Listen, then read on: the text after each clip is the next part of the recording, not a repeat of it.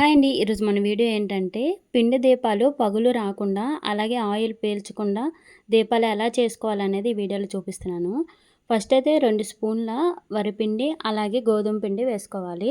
గోధుమ పిండి లేకపోతే మైదా పిండి అయినా వేసుకోండి. కొంచెం కొంచెంగా వాటర్ వేసుకుంటూ చపాతీ ముద్దలా కలుపుకోవాలి. పిండి కలిపేటప్పుడు కొంచెం గట్టిగానే కలుపుకోండి. లూజ్గా కలిపితే జారిపోతాయి ప్రమిదలు. చపాతీ ముద్ద కలిపేటప్పుడు నెయ్యిని కానీ ఆయిల్ కానీ అప్లై చేసుకొని కలుపుకోండి.